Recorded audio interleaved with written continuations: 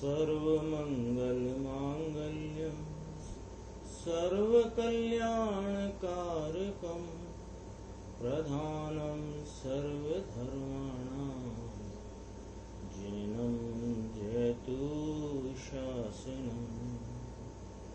मैं नमो तीर्थनायक को, नमो ओंकार वाणी को, नमो उन कुंद प्रभु को जिन्होंने ओंकार धारण की। अहो उपकार जिनवर का, कुंद का दिव्य वाणी का, जिन कुंद ध्वनि दाता उनका हान स्वामी का। सर्वव्यापीक चिद्रूप स्वरूपाय परात्मने, सोपलब्धि प्रसिद्धाय ज्ञानानंदात्मने। प्रवचन सादी परमागम ग्रंथ है। इसके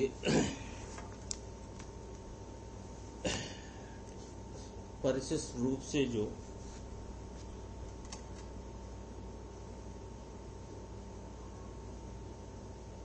सैतालीस न्याय की चर्चा आचार्य अमृत चंद्र देव ने ली है, उसके उपसंहार रूप से जो चर्चा करते हुए 19वां कलश और उसके आगे के जो व्याख्यान आचार्य भगवान ने किया उसका खुलासा अपना चल रहा है। 307 नंबर पेज से अपन आज की स्वाध्याय प्रारंभ करते हैं। अज्ञानी पुण्य पाप की वृत्ति में चक्कर खाता है। शिष्य ने प्रश्न किया है कि आत्मा का अनुभव कैसे हो। पहले पूछा उसने आत्मा कौन है, कैसा है तथा यह किस प्रकार प्राप्त किया जाता है। वही प्रश्न का अर्थ ये है कि आत्मा का अनुभव कैसे हो। अनंत काल से प्राप्ति नहीं हुई सो उसका क्या कारण है। ज्ञान से ज्ञान में वेदन होना, ज्ञान से ज्ञान में ज्ञान स्वरूप आत्मा की सामर्थ्य का, उसके आनंद आदि भाव का वेदन होना, इसकी प्राप्ति कैसे हो। अनादि से भूल क्यों है, उसकी ये बात चलती है। अभी अपन ने पढ़ा था ना कल, जो बड़ा पैराग्राफ था कि यह प्रथम तो यह अनादि मोह कर्म के पौदगलिक कर्म जिसमें निमित्त है, ऐसी मोह भावना के प्रभाव से आत्म परिणति सदा चक्कर खाती है। ये वाली चर्चा आई थी। तो उसी में कहते हैं कि ये जीव जो है अनादि से क्यों हैरान है, क्यों परेशान है, अनादि से भूल क्यों है, उसकी बात चलती है। तो यहाँ कहा कि प्रथम तो अनादि पुद्गल कर्म निमित्त है, जिसमें ऐसा विकारी भाव है ना, ये पुद्गल कर्म निमित्त है, विकारी भाव में निमित्त है पुद्गल कर्म।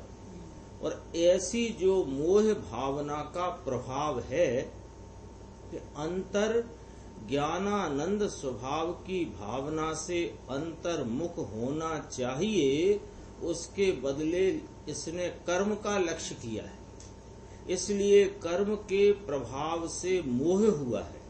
ऐसी बात की है।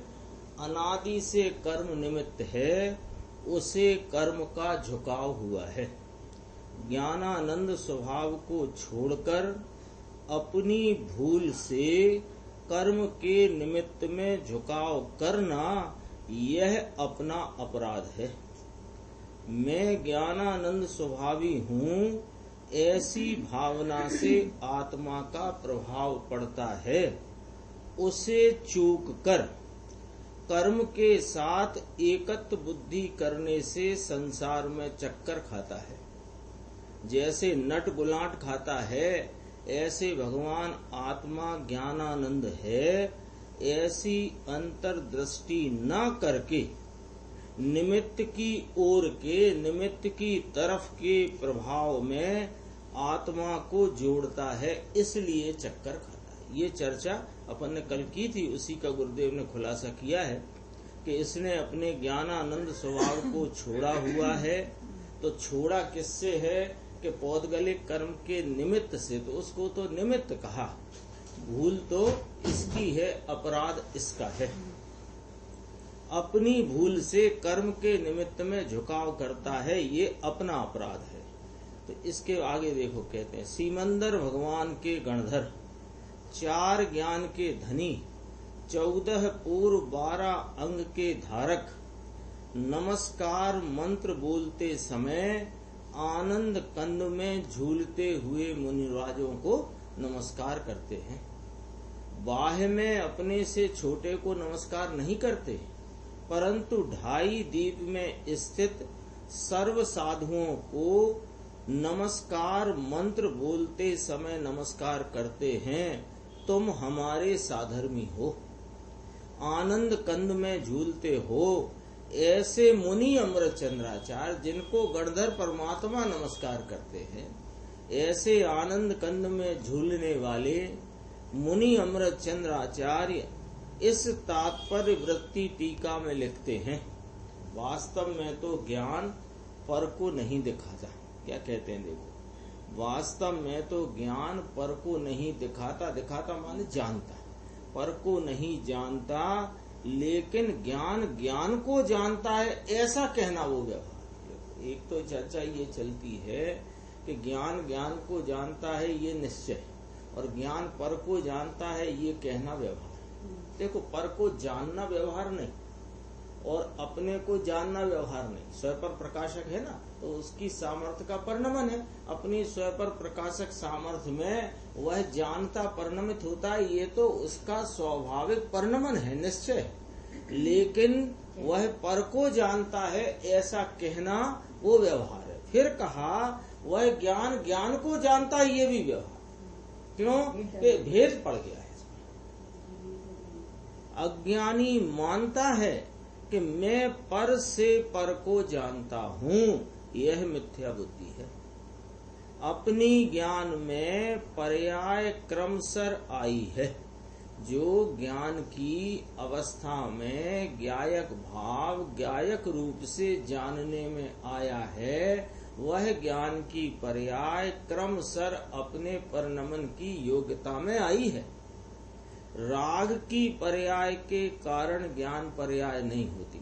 ज्ञायक को ज्ञायक जानते परिणमित ज्ञान है, वह भी क्रमशः आई है, और राग को जानता हुआ जो परिणमित ज्ञान है, वह ज्ञान की पर्याय भी अपने क्रमशः भाव से क्रमशः प्रवाह में अपने से आई है, राग से नहीं आई है। इसके देखो 3 बोल कहे हैं। राग आया इसलिए जाना, ऐसा नहीं है। ज्ञानी ने राग को ही जाना, ऐसा नहीं है। यानी सामने राग उपस्थित हुआ इसलिए जानने में आया है या जाना गया है, ऐसा नहीं है। दूसरी बात, ज्ञानी ने राग को ही जाना है, ऐसा नहीं है। यानी राग को जानने काल में स्वयं को भी जानता है, तो ज्ञानी ने राग को ही जाना, ऐसा नहीं है। तीसरा, ज्ञान को स्वभाव जानने पर राग को जानता है, और ऐसा न जानकर, यानी ज्ञान का स्वाभाविक स्वरूप परिणमन इस प्रकार है। तो ज्ञानी का किस प्रकार परिणमन बताया कि ज्ञान को यानी अपने स्वभाव को जानने पर वह राग को राग जानता है, स्वभाव को स्वभाव जानता है। लेकिन ऐसा न जानकर, अपने ज्ञान स्वभाव को ज्ञायक भाव न जानकर पर को तथा पर से जानता हूँ, ऐसा मानता है, यह भ्रमणा है अज्ञानी की, है ना। इसको लगता है कि राग आया इसलिए जाना, तो कहीं ऐसा नहीं है। ज्ञानी मात्र राग को जानता है, ऐसा नहीं है। और ज्ञान स्वभाव है, अपने स्वभाव को स्वभाव जानने वाला राग को जानता है। और जो ऐसा नहीं जाने और यो माने कि मैं पर को जानता हूँ तथा पर से जानता हूँ, वह भ्रमणा है। श्रीमद लिखते हैं, देखो, दिगंबर के तीव्र वचनों के कारण कुछ रहस्य समझा जा सकता है। श्वेतांबर की शिथिलता के कारण रस शिथिल होता गया। दिगंबर आचार्य भगवंतों ने अपने श्रीमद ने कहा, उन्होंने कहा कि दिगंबर आचार्य भगवंतों की परंपरा में जो जिनवाणी प्राप्त है आई है उसमें तीव्र वचन है। तीव्र वचन माने खरी बात है। वह खरी बात का प्रकरण जो आया है उससे उसका रहस्य उजागर होता है। श्वेतांबर में क्या गड़बड़ हुई कि शिथिलता चली और शिथिलता के कारण जो मूल तत्व है उसका रस शिथिल हो गया। प्रश्न आया, देखो गुरुदेव के सामने प्रश्न भी बहुत अटपटे अटपटे आते थे। आहार दान आदि धर्म है कि नहीं? नहीं है। दान की क्रिया धर्म नहीं है। 3 बिंदु है, इसमें बहुत गजब के हैं। देखो ऐसे तो प्रश्न अपने को आया तो अपने को जवाब तो मालूम ही है।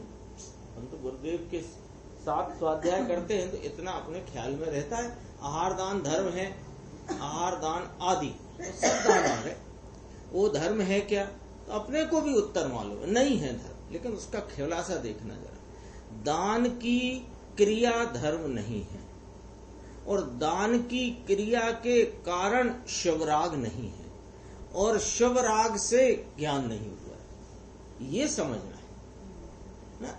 ये तो पता है कि ये आहार दान आदि की जो आहार दान हो, औषधि दान हो, कोई दान हो, वो दान की क्रिया धर्म नहीं है। ये तो अपन ने पकड़ ली बात फटाक से, नहीं। लेकिन उसके अंतर्गत क्या कहना चाहते हैं वो देखो कि दान की क्रिया धर्म नहीं है। क्योंकि दान की क्रिया जड़ की क्रिया है, वो धर्म नहीं। और वह दान की क्रिया रूप जो जड़ का परिणमन है उसके कारण यहाँ राग की मंदता रूप दान का शुभ राग हुआ है, ऐसा नहीं है। और दान का जो शुभ राग हुआ है इसलिए वह ज्ञान में जानने में आया है, ऐसा नहीं। अभी क्या चलता है कि अपने 3 कार्य एक साथ दिखाई देते हैं। तो एक साथ दिखाई देने पर, दिखाई कहाँ देते हैं? जानने में आते हैं, ज्ञान में। तो एक साथ जानने में आते हैं तो हमको भ्रम हो जाता है, इससे ये, इससे ये, इससे ये। कोई काम देख लो, दूध गर्म करना हो तो दूध गर्म करने की क्रिया मैंने की, उस समय ऐसा विकल्प कि मैं दूध गर्म करूं, और उस समय जानना, दूध के गर्म होते हुए भाव को जानना, और उस समय मुझे विकल्प आया ये भी जानना। तो विकल्प के कारण जानना नहीं, क्रिया वो दूध की क्रिया के कारण जानना नहीं। दूध गर्म करने की क्रिया है, उस काल में जो विकल्प है वो विकल्प उससे हुआ या विकल्प से वह हुआ, ऐसा। ये तो धर्म के संबंध में पूछा था प्रश्न। दान की क्रिया धर्म नहीं है, उसके कारण शुभ राग नहीं है और शुभ राग से ज्ञान नहीं हुआ है। आत्मा में निमित्त का प्रभाव नहीं। बोलो, हो सकता है क्या? हो ही नहीं सकता। क्यों कि आत्मा अपने द्रव्य गुण पर्याय से अपनी सत्ता में रहता हुआ प्रवर्तमान पदार्थ है, और जो निमित्त है वह उसके द्रव्य गुण पर्याय में रहता हुआ प्रवर्तमान पदार्थ है। उसका प्रवर्तमान पना माने पर्यायों में परिणमन, और मेरे पर्यायों में परिणमन होता होना, यह मेरा अपना अपना कार्य है। एक का प्रभाव दूसरे में नहीं है। और आत्मा की दशा होने वाली है, इसलिए निमित्त को आना पड़ता है, ऐसा भी नहीं है। बहुत गंभीर गंभीर बातें हैं। क्यों गंभीर है? कि हमारे बोलने चालने और समझने विचारने में ये थोड़ी सी गड़बड़ चलती है। कैसी गड़बड़? कि देखो भैया, निमित्त से तो होता नहीं, लेकिन कार्य जब होता है तो निमित्त की हाजिरी जरूर होती है। ये वाली बात में भी जरा विचार करना कि क्या हमने इस बात को कहते हुए हमारा अभिप्राय स्पष्ट है कि नहीं, कि हमारे अभिप्राय में कहीं खोट रह गई। ऐसा बोलते हैं ना। ये बात तो सच्ची है कि निमित्त के कारण कार्य नहीं होता, निमित्त से कार्य नहीं होता। लेकिन कार्य जब अपने उपादान से होता है तो वहां निमित्त होता अवश्य है। इस प्रकार की भाषा का प्रयोग चलता है। वो भाषा के उस प्रकार के प्रयोग में भाषा की तकलीफ नहीं। आपने अभिप्राय स्पष्ट पकड़ा है कि नहीं पकड़ा? अथवा आपके वचनों से सामने वाले ने स्पष्ट पकड़ा है कि नहीं पकड़ा, ये थोड़ा ख्याल रखने की बात है ना। निमित्त को हाजिर होना पड़ता है नहीं, हाजिर होता है इसलिए निमित्त कहा जाता है। फर्क पड़ा कि नहीं पड़ा? देखो आत्मा की है निमित्त की, उसमें क्या निमित्त को गौण करके भी निमित्त बिठल दिया। होता तो है ना साहब, जरूर होता है, उसकी उपस्थिति अवश्य होती है, ऐसे नहीं है। आत्मा की दशा में, मेरी दशा में जो परिणाम हुआ है उस काल में अन्य द्रव्य का ऐसा परिणाम कि जिस पर अनुकूलता का आरोप आ सके वह हो गई, होगा तब तो उसे निमित्त कहा। निमित्त को आना पड़े ऐसा नहीं, ये तो उससे कहते हैं कि जो निमित्त के पीछे दौड़ रहा है तो कहते हैं तू तो तेरे उपादान का ख्याल कर, निमित्त तो आएगा ही। देखो बहुत एक एक स्पष्टता है। आत्मा में निमित्त का प्रभाव नहीं है, आत्मा की दशा होने वाली है इसलिए निमित्त को आना पड़ता है, ऐसा भी नहीं। निमित्त उपस्थिति मात्र है। अरे ऐसे चलो, जो अन्य द्रव्य का कोई परिणाम जो उपस्थित है उस पर यदि अनुकूलता का आरोप आ सके तो निमित्त, नहीं तो काय का निमित्त है। अपनी ज्ञान पर्याय की योग्यता के समय ऐसा निमित्त होता है। यहाँ ज्ञान अवस्था में दान देने रूप जड़ की क्रिया का जानना है और उस समय शुभ राग जो दान का है वह विकल्प का जानना है। तो जानना कहाँ है? ज्ञान की पर्याय। तो ज्ञान की पर्याय रूपी जानने का कार्य, उसमें वो दान की जड़ क्रिया और वह विकल्प निमित्त है, गेय रूप निमित्त है कि नहीं? लेकिन वह निमित्त है इसलिए जानता है, ऐसा नहीं है। और जानता है तो उसको वहां रहना पड़ेगा, ऐसा भी नहीं। अरे वो रहा है तो निमित्त कहने में आया। उपादान और निमित्त में कहीं पराधीनता नहीं है, दोनों स्वतंत्र हैं। यदि दोनों स्वतंत्र नहीं तो दो शब्द और दो चीजें आई कहां से? अभी देखो आगे जो बात आई थी ना, उसको यहाँ आगे गुरुदेव कहते हैं, अज्ञानी अनुकूलता में राग और प्रतिकूलता में द्वेष करता है। आत्म विवेक शिथिल हुआ होने के कारण अत्यंत बहिर्मुख ऐसा वह फिर से पुनः पौद्गलिक कर्म को रचने वाले राग द्वेष द्वैत रूप परिणमता है। अपनी चर्चा कल यहाँ तक आ गई थी कि यह अनादि पौद्गलिक कर्म जिसका निमित्त है, ऐसी मोह भावना के उसके मोह भावना के प्रभाव से इसकी आत्म परिणति सदा चक्कर खाती है। यह जो उपयोग स्वरूप जानने देखने वाला आत्मा अपनी ज्ञप्ति क्रिया से परिणमित होता है और उस ज्ञप्ति क्रिया में जो पर पदार्थ गेय भूत होकर के जानने में आते हैं, तो इसकी उनके प्रति मैत्री प्रवृत्ति है। उनके प्रति मैत्री प्रवर्तने से इसका आत्म विवेक शिथिल हुआ है और आत्म विवेक शिथिल होने के कारण ये अत्यंत बहिर्मुख वृत्ति में लगा हुआ है। वो यहाँ से चर्चा है।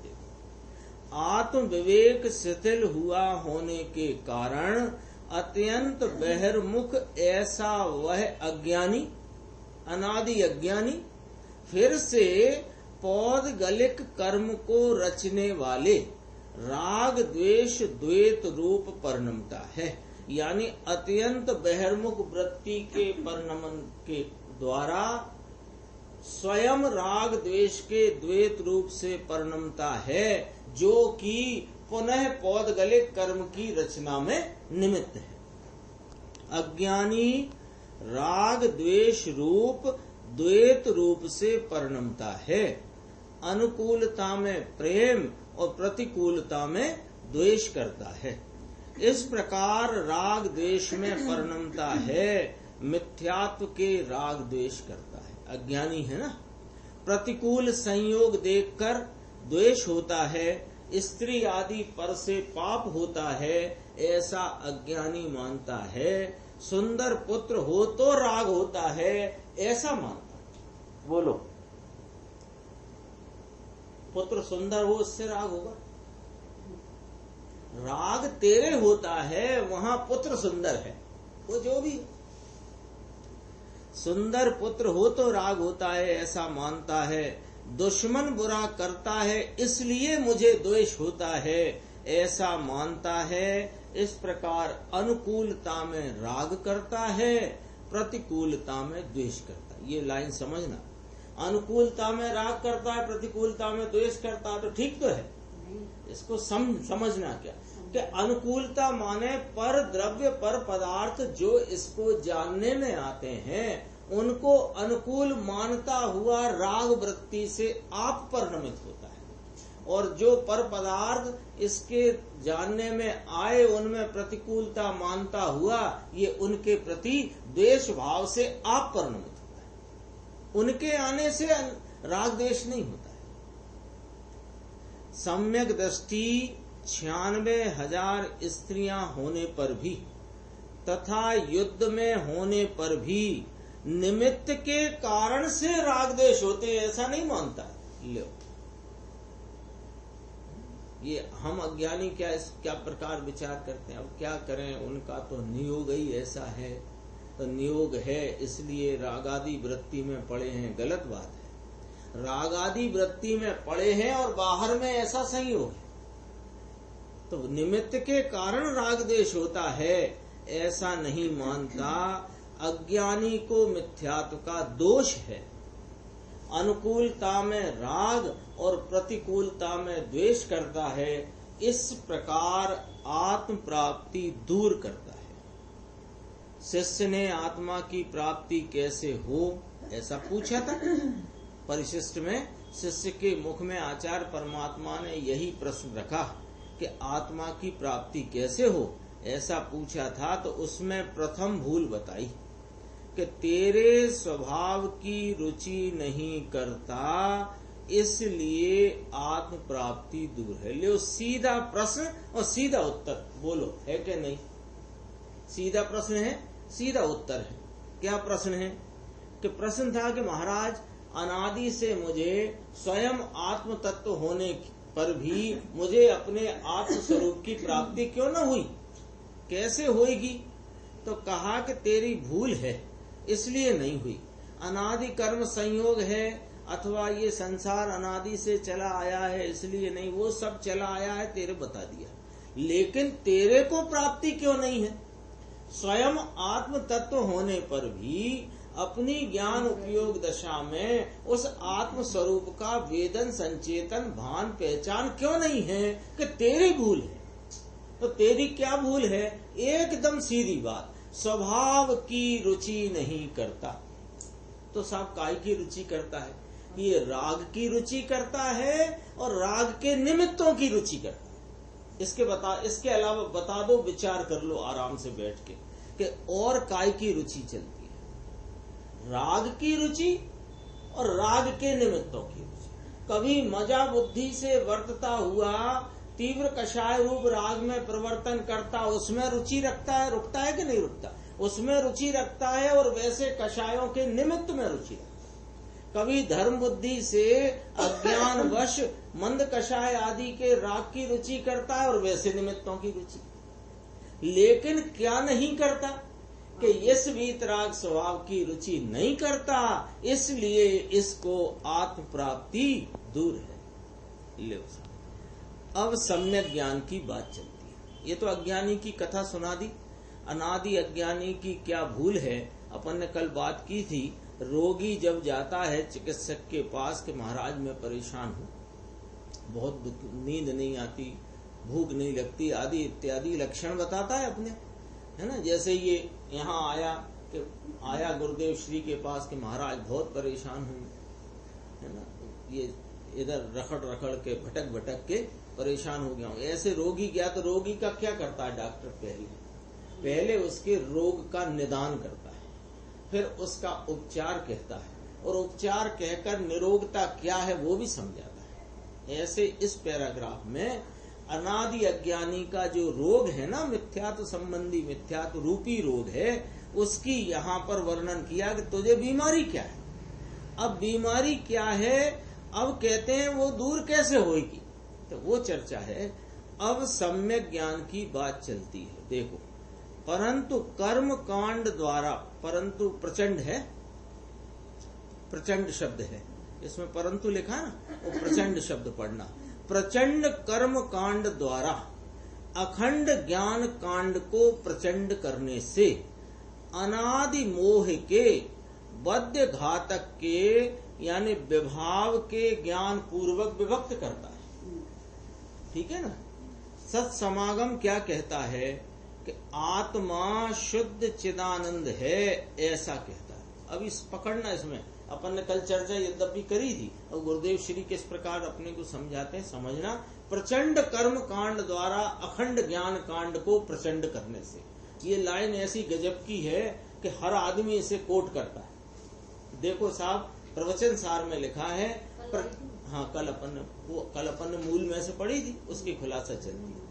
प्रचंड कर्म कांड द्वारा अखंड ज्ञान कांड को प्रचंड करने से, तो ये कैसे होता है कि ये करने से क्या होता है कि भेद ज्ञान होता है। भैया, भेद ज्ञान किसका होता है कि यह वीतराग स्वरूप आत्मा और रागादि विभाव का के बीच में विभक्त ज्ञान, भेद ज्ञान खड़ा हो, और जब भेद ज्ञान होता है तो आत्मा की प्राप्ति होती है। ये चर्चा है। देखो, अब यहां से क्या कहा, सत्समागम क्या कहता है कि आत्मा शुद्ध चिदानंद है, ऐसा कहता है।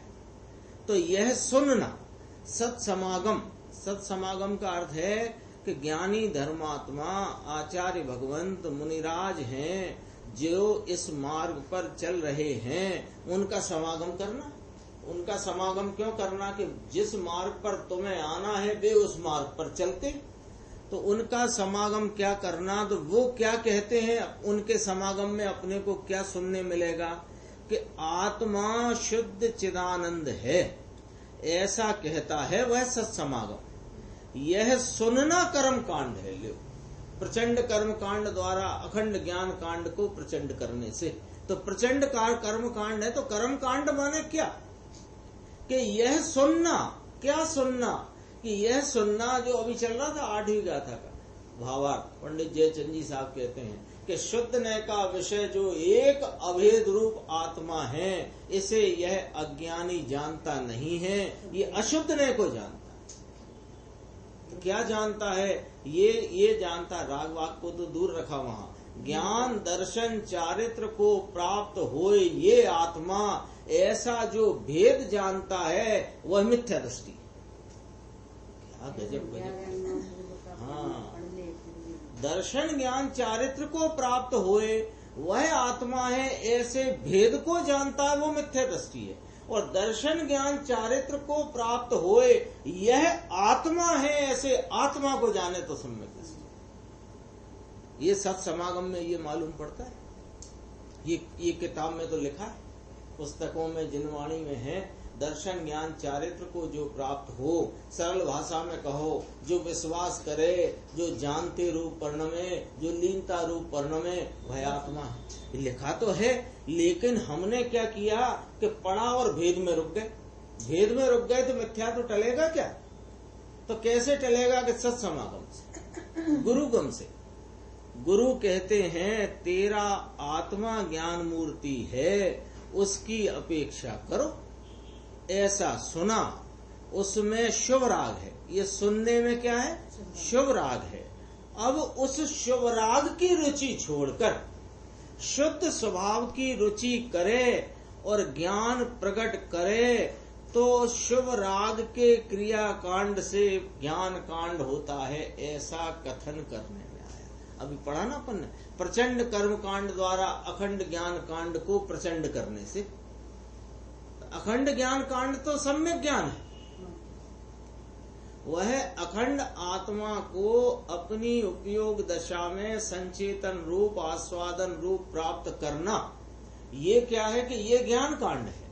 ये कैसे हुआ कि अनादि से अज्ञानी जानता ही नहीं था कि मैं कौन हूँ, तो ये सत्समागम में इस प्रकार की शुभ राग रूप विकल्पात्मक वृत्ति से मैं शुद्ध चिदानंद हूँ, मैं आत्मा ज्ञान मूर्ति हूँ, ऐसा जाना, इसमें काय का बर्तन है? शुभ राग का बर्तन है। ये शुभ राग को की रुचि छोड़कर शुद्ध स्वभाव की रुचि करे और ज्ञान प्रकट करे तो शुभ राग के क्रिया कांड से ज्ञान कांड होता है। आत्मा पर की क्रिया नहीं कर सकता। और सुनो, आंख की पलक नहीं फिरा सकता, ऐसे झपका नहीं सकता आंख। व्यवहार नए अन्यथा कहता है। लो, क्या कहते हैं? व्यवहार नय का जितना कथन जिनवाणी में आया है वह अन्यथा है। अन्यथा का अर्थ ये है कि यथा से अन्य है। यथा माने जैसा है उससे अन्य है। व्यवहार नय अन्यथा कहता है और वैसा ही मान बैठे तो भ्रम है। ऐसा मोक्ष मार्ग प्रकाशक में कहा है।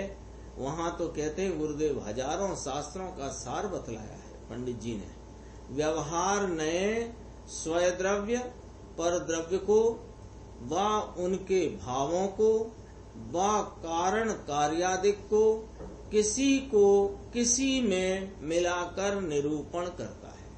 आया ना? मोक्षमा प्रकाशक की लाइन है। व्यवहार ने क्या करता है?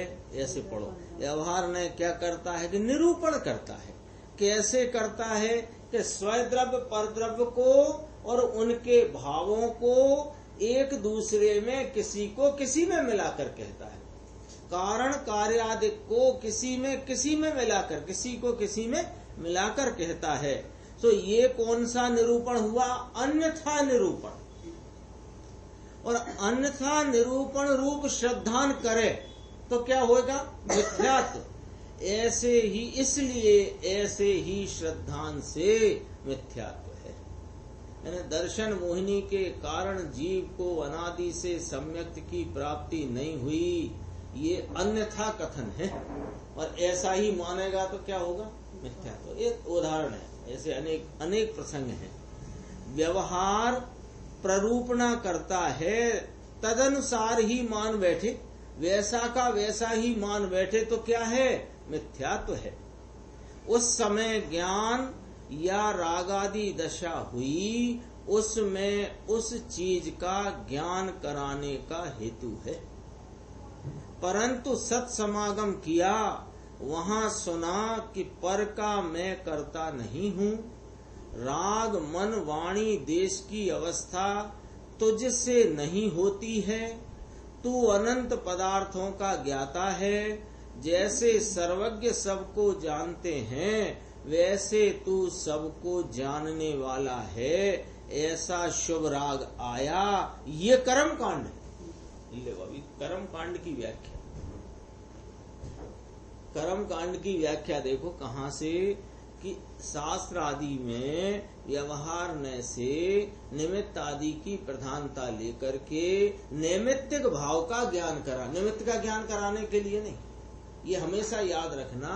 निमित्त का ज्ञान कराने के लिए नहीं कराया जाता। निमित्त का ज्ञान, नैमित्तिक का ज्ञान, उपादान का ज्ञान। तो ये उपादान में ऐसा परिणमन है और ऐसे परिणमन में निमित्त कौन है ये बता करके उस उपादान विशेष को समझाते हैं। तो कहते हैं कि इस प्रकार सत्समागम से, जिनवाणी के अभ्यास से ज्ञान या रागादि दशा हुई, उसमें उस चीज का ज्ञान कराने का हेतु है।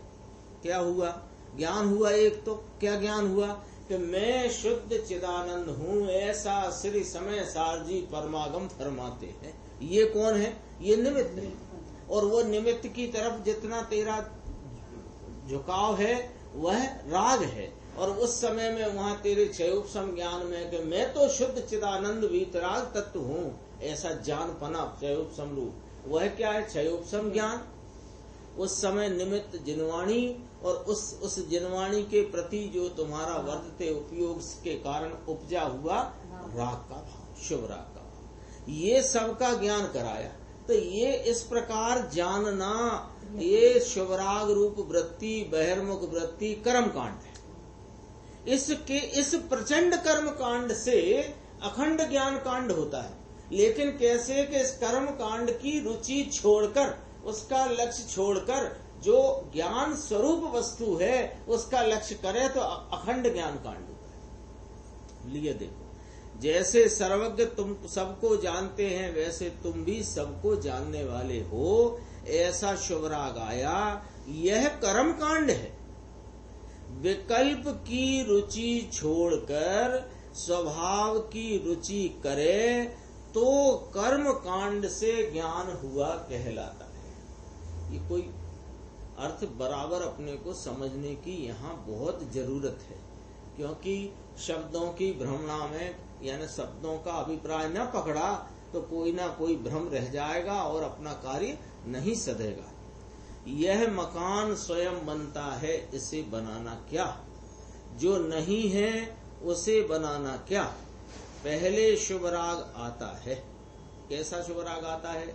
मैं कौन हूँ, मेरा क्या स्वरूप है, हे आचार्य भगवंत, हे ज्ञानी जन, मुझे मेरा स्वरूप कैसे प्राप्त होगा, इस प्रकार का विचार उठना भी शुभराग है।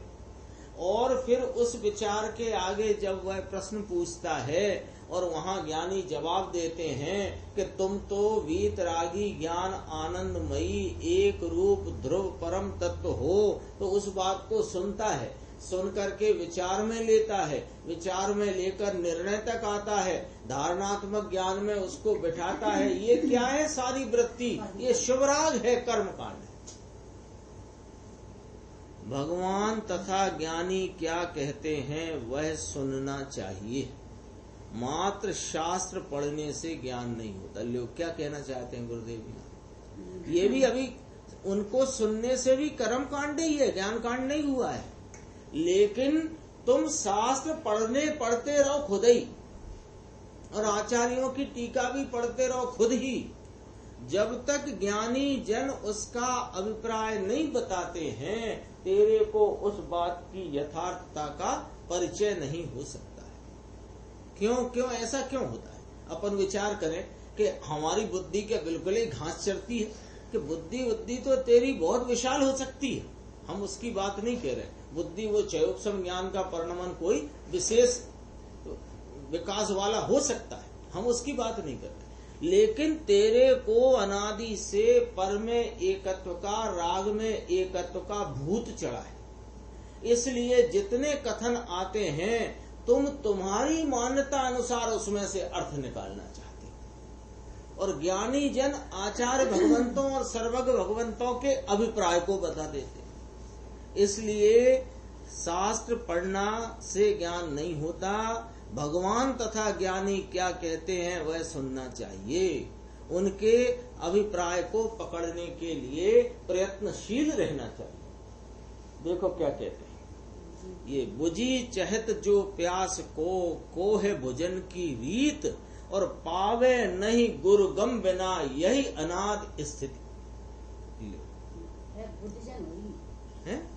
गुरु बुझन बुझी चहत जो प्यास को, ये प्यास बुझाने की जो चाहत है, इसको बुझाने की क्या रीति है कि भैया ये गुरुगम के बिना नहीं प्राप्त होती, यही अनादि की यही स्थिति है। आत्मा की क्षुधा लगी हो और तृषा मिटाने की इच्छा हो तो गुरुगम के बिना प्राप्त नहीं होता, ऐसी अनादि की रीति है। मात्र शास्त्र से समझ नहीं होती। एक एक बात इसमें ध्यान से सुनना है, क्योंकि ये सामान्य चर्चा नहीं है। यहाँ अपने अंदर में गड़बड़ी हो उसकी सफाई होने की गुंजाइश है। पहली बात क्या कही? आत्मा की क्षुधा लगी हो, आत्मा की प्राप्ति की तृषा हो, प्यास हो, तो तेरे को गुरुगम के बिना ये आत्मा प्राप्त नहीं होगी। अब इतना वाक्य है, अनादि की यही रीति, इतना वाक्य है। पहले कहा आत्मा की क्षुधा लगी हो, अभी तुझे स्वर्गादि की क्षुधा हो, तुझे अनुकूल संयोगों की क्षुधा हो, तुझे वैमानिक का मामला माल ताल दिखता हो, नरक आदि से घबराता हो, त्रेंच में उनकी दशा देखकर अपनी ये दशा पहले हुई ये तो विचार करे नहीं, आगे मेरी दशा ये नहीं हो, ये धर्मी का लक्षण नहीं है, धर्मी की पात्रता नहीं। जिसको यह आत्मा ही चाहिए हो उसे यह आत्मा कैसे प्राप्त होती है कि गुरुगम से प्राप्त होती है। वह क्या कहते हैं, देखो, मात्र शास्त्र से समझ नहीं होती। शास्त्र पढ़े, खूब पढ़े, लेकिन उससे इसकी समझ नहीं सुधरेगी। अपनी पात्रता होए तो गुरुगम मिलता है, वहां पराधीनता नहीं है, ये भी ध्यान रखना। अभी क्या हुआ कि ये शास्त्र का वचन है। क्या वचन है शास्त्र का कि अनादि अज्ञानी मिथ्या दृष्टि को ज्ञानी गुरु की देशना बिना इस आत्मा की पहचान हो सके, ऐसा नहीं है। क्यों कि वो ज्ञानी गुरु के देशना के बिना, गुरुगम के बिना इसको आत्म तत्व का यथार्थ निर्णय ही नहीं होएगा, और यथार्थ निर्णय नहीं होगा तो यथार्थ निर्णय ना होएगा तो अनुभूति कैसे होगी। तो गुरुगम तो चाहिए ही चाहिए। अब इसको क्या हुआ कि अनादि की इसकी बुद्धि कैसी है, पराधीनता और निमित्ताधीनता की बुद्धि है। तो अब इसने शास्त्र में से क्या खींचा इस बात को पढ़ करके कि गुरु गम चाहिए मुझे भैया ज्ञानी गुरु मिल जाए तो मेरा ये भव सुधर जाए, मुझे भी देशना प्राप्त हो जाए, तो मेरे भी सम्यक दर्शन ज्ञान चारित्र प्रकट होकर के मोक्ष मार्ग में मेरा गमन शुरू हो जाए। अब ये क्या सोच रहा है कि ज्ञानी गुरु मिले तो हो जाए, ये पराधीन में चला गया। तो अब इसने क्या किया, आत्मा खोजना बंद कर दिया और ज्ञानी गुरु खोजने निकल पड़ा माने विकल्प आत्मक, यही विकल्पों में उलझा ज्ञानी। तो अब ये किसी की बात पढ़े सुने, जे ज्ञानी है कि नहीं, जे ज्ञानी है कि नहीं। अरे तू उसकी क्या पहचान करेगा, तेरे खुद की तेरे पहचान नहीं। देखो भैया इसमें गुरुदेव क्या कहते हैं, अपनी पात्रता होए तो गुरुगम मिलता है। तेरी पात्रता पक गई होगी और अंतरंग में आत्मा के प्राप्ति की तीव्र क्षुधा तृषा होगी तो गुरुगम भी नियम से मिल जाएगा। क्यों मिल जाएगा कि तेरे अंदर में वह सम्यक ज्ञान रूपी अखंड ज्ञान कांड की प्राप्ति जो होना है, उसके पहले के प्रचंड कर्म कांड की भी पात्रता पड़ी हो जाएगा। पराधीनता की बात नहीं है। बताओ, शेर की पर्याय में महावीर के जीव को होना था सम्यक दर्शन, तो उसने कौन से ज्ञानी गुरु खोजने गया था? आए थे कि नहीं आए थे? उसमें से ये बात नहीं निकालना है हमें कि निमित्त को आना पड़ता है, ये भी नहीं निकालना। पराधीनता नहीं है, ये बात निकालना है। लकड़ी गमन करती है, देखो वहां धर्म द्रव्य निमित्त है ही। इसी प्रकार आत्मा स्वयं ज्ञान करता है, वहां ज्ञानी निमित्त होता ही है। तेरे अंतरंग उपयोग की दशा में यह अंतरंग ज्ञान स्वरूप का दर्शन होना होगा, संचेतन होना होगा। होता है जब, तो जब होता है वहां निमित्त ज्ञानी होता है। स्वयं गति करते हुए जीव उद्गलों को धर्म द्रव्य निमित्त होता है, स्वयं स्थिति करते हुए जीव पुद्गलों को अधर्म द्रव्य निमित्त होता है। इस प्रकार स्वतंत्रता। कर्म शिथिल पड़े तब अथवा काल पके तब, ऐसा नहीं कहा। देखो आचार्य अमृतचंद्र सूरी जब यह परिशिष्ट के का ये 19वें कलश के बाद इस प्रकार लिखते हैं कि भैया तेरी अनादि का चक्कर क्या है वो हम बता रहे हैं, और यह मिटेगा कैसे ये बीमारी वो बता रहे हैं। तो बीमारी मिटाने की बात करी तो ये नहीं करा कि भैया जब कर्म शिथिल पड़ जाएगा अथवा तेरा काल आ जाएगा तो तेरे वो इस प्रकार का ज्ञान कांड या अनादि का मिथ्यात्व टल जाएगा। ये नहीं कहा, ये नहीं कहा। क्या कहा? प्रचंड कर्म कांड अर्थात सत समागम से आत्मा के स्वरूप को समझने का शुभ राग, इसका नाम है प्रचंड कर्म कांड। तो प्रचंड क्यों लगा दिया? कर्म कांड ही कह देते। कर्म कांड ये जो आत्मा को जानने के प्रति का जो शुभ राग, स्वाध्याय का राग, विचार का, चिंतन का, मनन का, निर्णय की कोटि में लाकर विषय को विचार करके जमाने का ये जो परिणमन है, इसी को कर्म कांड कहते। प्रचंड क्यों कहा? कि ये मात्र सुनने की बात नहीं, सुनना, सुन करके उसे थोड़ा स्मरण में रखना, स्मरण में रखकर विचार में लाना, विचार करके मंथन करना, पहले मेरा क्या विचार था, अब क्या विचार है, पहले क्या चूक थी, अब क्या चूक निकली। ये इस प्रकार मंथन, चिंतन, मंथन, मनन, विचार करते हुए निर्णय तक ला करके उसे दृढ़ करना, ये प्रचंड कार्य है। ये हल्का फुल्का कार्य नहीं है, सारा पुरुषार्थ लगता है इसमें। क्यों? पुरुषार्थ कौन सा? सम्यक पुरुषार्थ तो तभी कहलाएगा जब इससे भी रुचि छूटकर स्वरूप की तरफ जाएगा। देखो, प्रचंड कर्म कांड अर्थात संसद समागम से आत्मा के का स्वरूप समझने का शुभ राग। इस बात को खुलासा करने गुरुदेव एक समय सार की गाथा 38 का यहाँ संदर्भ लेते हैं। देखो, गुरु शिष्य को निरंतर समझाते हैं। ऐसा समय सार गाथा 38 की टीका में आता है कि गुरु इतने निवृत्त नहीं है कि तुझे बिठा लिया सवेरे से और समझाए चले जा रहे,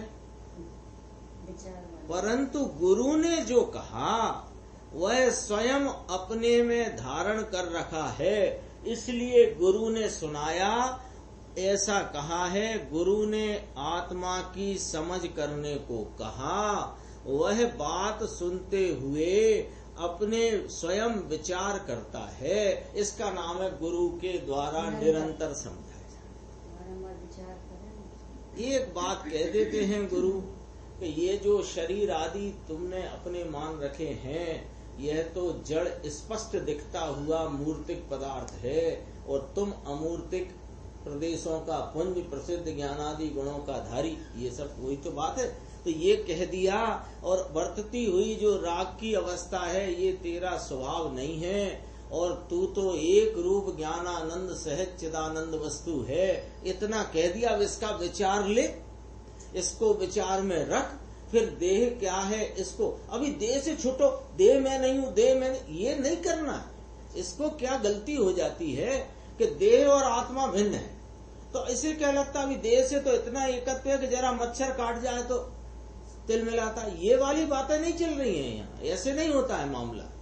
ये देह में नहीं हूं तो इसका क्या स्वरूप है, मेरा क्या स्वरूप है, उसको विचार में लेकर निर्णय में आना। इसको क्या लगता है, पहले ये करो कि मच्छर काटे तो काटने दो, क्योंकि मैं देह नहीं हूं।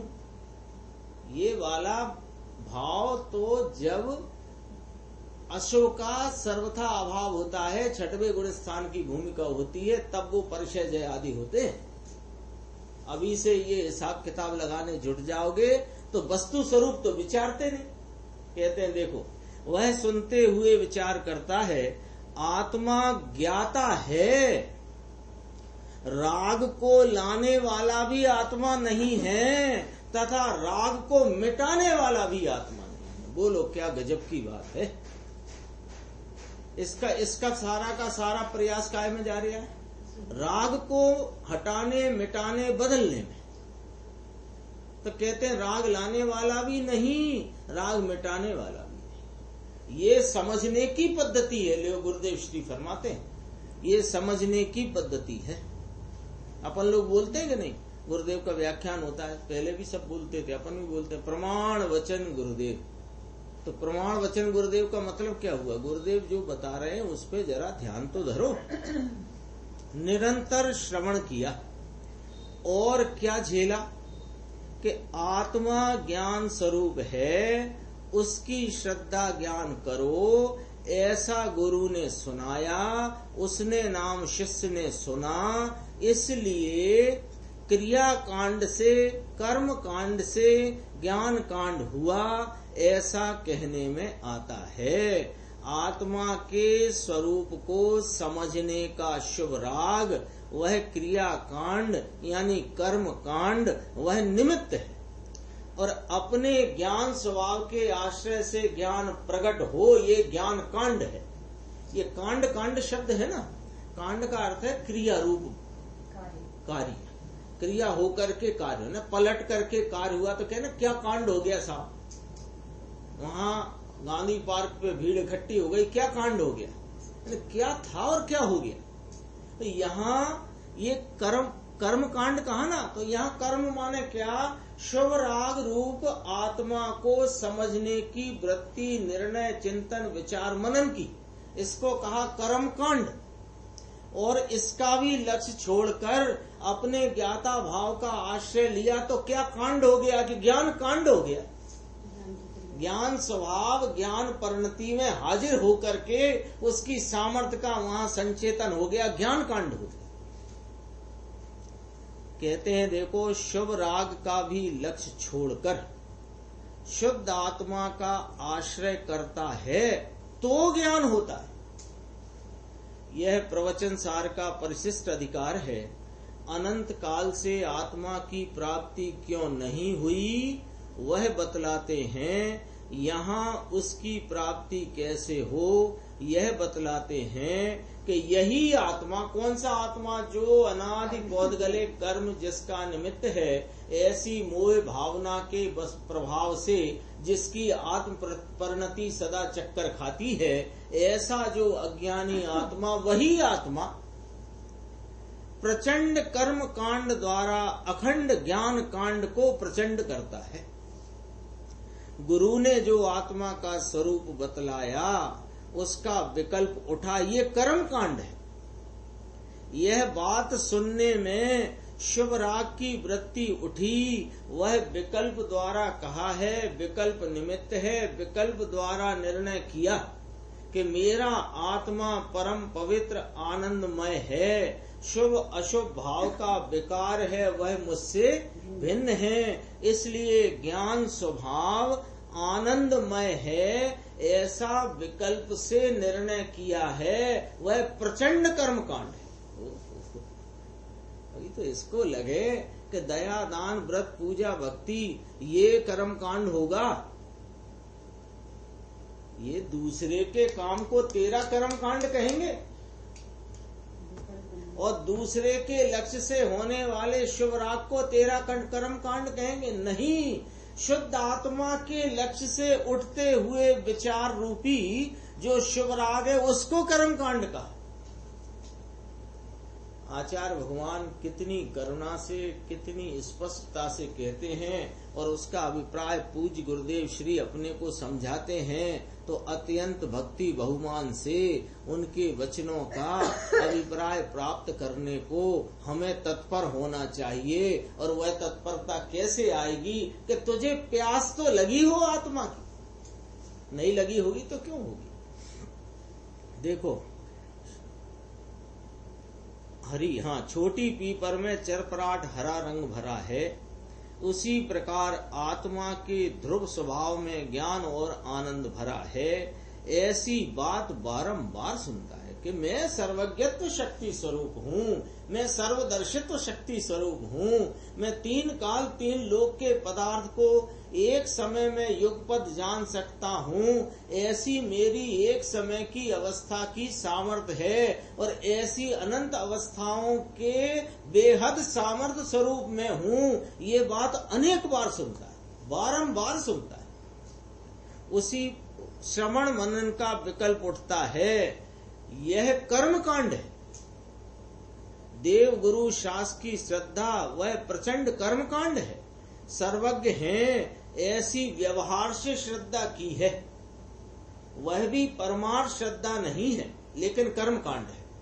राग मिश्रित विचार द्वारा आत्मा निर्णय करता है, पश्चात ये तो कर्म कांड हुआ, राग मिश्रित विचार द्वारा आत्मा का निर्णय करे, विकल्पात्मा। अभी तो जो पंडित जी कहते हैं ना, देखो तत्व विचार की महिमा, प्रथम तो वह तत्व, सात तत्वों का जैसा स्वरूप है उसका यथार्थ निर्णय करे, तो निर्णय करे ये कर्म कांड है। इसमें आनंद का भाग अंश भी नहीं मिलने वाला है। आनंद का अंश भी वेदन में तब आएगा जब इस प्रकार के राग आदि का भी लक्ष्य छोड़कर, देखो पश्चात राग छोड़कर, पश्चात राग निर्णय किया नहीं राग मिटाऊं राग का ही आश्रय लेता है। पश्चात राग छोड़कर ज्ञान स्वभाव की श्रद्धा ज्ञान करे तो सम्यक दर्शन होता है। समय सार गाथा 38 में बात आती है, अनादि मोह रूप अज्ञान से उन्मत्तता के कारण। उन्मत्तता शब्द का अर्थ सबको मालूम ही होगा, पागलपन। अनादि मोह रूप अज्ञान से पागलपने के कारण अत्यंत अप्रतिबुद्ध था और विरक्त गुरु से निरंतर समझाया जाने पर, टीका के शब्दों में भी क्या गंभीरता है। यहाँ विरक्त गुरु कहे हैं। विरक्त कौन को कहा, देखो कि अज्ञान और राग द्वेष से विरक्त हुए हैं, वे विरक्त गुरु हैं, वे ज्ञानी हैं। राग, उनको राग तो है, राग नहीं है तो समझाया क्यों? राग तो है, मुनिराज हैं, आचार्य भगवंत हैं, ज्ञानी धर्मात्मा हैं, इनको राग है तभी तो समझाया, लेकिन राग से विरक्त है। आता ना, ज्ञान वैराग्य शक्ति नियतम भवती, ऐसा कुछ श्लोक आता है। ज्ञान वैराग्य शक्ति नियम से एक साथ उदित होती है। ज्ञान मतलब अपने ज्ञान स्वरूप का ज्ञान दशा में भान होकर के आस्वादन हुआ तो वहाँ नियम से पुण्य पाप के प्रति विरक्तता होती है, इसका नाम है वैराग्य, ज्ञान वैराग्य। अज्ञान और राग देश से विरक्त हुए हैं, इसलिए ज्ञानी हैं, अज्ञानी गुरु नहीं लिए हैं। अनंतानुबंधी से विरक्त सम्यक दृष्टि भी अनंतानुबंधी से रहित है और पुण्य पाप की रुचि से विरक्त है। मुनि 3 कषाय से विरक्त है, ज्ञानी धर्मात्मा अविरति 1 कषाय विरक्त है, श्रावक 2 कषाय विरक्त है, मुनिराज 3 कषाय से विरक्त हैं। तो जो गुरु ने कहा वह बारंबार अपने ज्ञान में घोलन करता है। कितना आचार्य गुरुदेव श्री और आचार्य भगवान बताते हैं, बारंबार घोलन करता है। हाँ, क्यों कि एक कोई भाव हो ना, जैसे एक अभी आजकल के परिप्रेक्ष्य में कहते हैं 1 मिनट लगेगा, कि जैसे कोई नई कार आई हो 15, 20, 25, 40 लाख की, और इसकी व्यवस्था भी कोई लॉटरी वाटरी लगी या कोई व्यवस्था हुई तो लेना है। अब कार लेना है, कार वाले ने कहा है कि आज तो भाई मंगलवार है, शनिवार की शाम को आपको मिलेगी। तो अब इसको क्या ऐसी रुचि लगी है उसकी कि वो शनिवार की शाम जब तक आएगी तब तक आएगी, लेकिन इसके चित्त में वो कार चलती रहती है। इसने मांगी है सफेद कलर की और उसने कहा अभी तो काली है, तो सफेद कार इसके चित्त में चला चल लगी है, खाते पीते उठते बैठते। बोलो होता है क्या? एक उदाहरण की बात है। अरे जब जिसको आत्मा को प्राप्त करने की तीव्र तृषा प्यास लगी हो, तो जो आत्मा का स्वरूप गुरु ने और ज्ञानियों ने बताया तो उसका बारंबार घोलन करता है, उसकी धुन लगी। आत्मा शुद्ध आनंद है, यह सुनने की धुन लगी है। अपना समय हो गया है, आगे चर्चा इसमें और आएगी। निज निधि निज में बताई, यह अनंत उपकार है।